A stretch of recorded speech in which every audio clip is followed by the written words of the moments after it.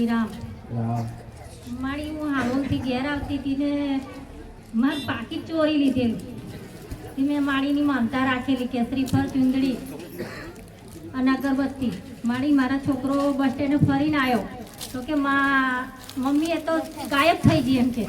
તો પછી મેં માળીની માનતા રાખી કે મારી મારા છોકરા હમું એવી આવે છે એમ કે તે મારા છોકરાને ડાઉન પડ્યો કે આ જ હતી એમ તો કે લાઈ પાકીટ એમ કે ના મેં નથી પાકીટ લીધી સાહેબ એમ કે તો પછી તૈયારી મેં ચુંદડી અને ચપ્પુ મેં પાકીટમાં મેળ દીધું અને પાકીટ ખાલી આવી પછી એટલા પોલીસવાળા આવ્યા ને શું થયું ભાઈ એમ કે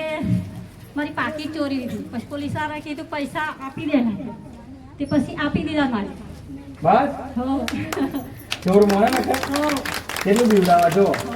જેવી મારી મોનતા જે એમ ટોટલી દાલ પડી મારી અને હમુ જાવું જોઈએ મારા છોકરા હમુ મમ્મી જ લઈને આવી ને મમ્મી જાય ડાલી પડી ટોટલી બસ સ્ટેન્ડ માં હું કહી હું કારકા છું આ દેખે જો આ ને તો ઉપર જ રહી બસમાં ચડવા મે ખૂબ છે મારી કે મને પાકીટ આલો કોઈને મળી હોય તો એમ તો કે કોઈને ના પણ એક ભય હતો ને ત્યારે કીધું કે બેન તમને પાકીટ મુક્તો જોયું હશે ને એટલે આ કાઢી લીધી એમ કે ચોર છે પણ ચોર પર નજરે મારી બાદની જેમ રહેશે તે મેં ચુંદડી ને ચપ્પુ મે દીધું કે પૈસા લીધા જ નહીં હા વિચાર કરો છેડા જાણીએ મોનતા ના રહે કે તો જતી રહેતી હા માં પણ મને યાદ કરી માં એક તો કૂદીને ઉપર પડી એક પાલામાં ભૂખ લાગે બસ ચાલ પાછી આવી કઉ જોઉં છું મારા છોકરાએ બે ઝાપટ માર લીધો મારે એ આ તો ઝાપટ મારી લીધી આ તો ચાંદ મળી ગયો તો હે ને તે મારી મમ્મીની પાકીટ તે જ લીધી એમ કે હે ને હો એમ ભલે કીધું દાવરા